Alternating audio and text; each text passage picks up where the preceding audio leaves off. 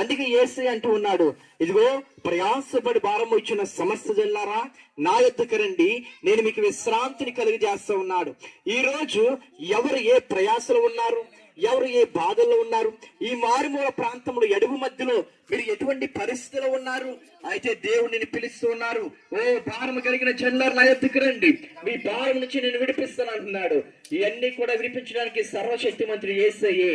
అదే రీతిగా ఇది నరకమైనటువంటి భారములు, నరకమైనటువంటి ప్రయాసలు దేవుడు మిమ్మల్ని విడిపించి నిత్య పరలోక రాజ్యానికి చేర్చగలిగిన గొప్ప దేవుడు.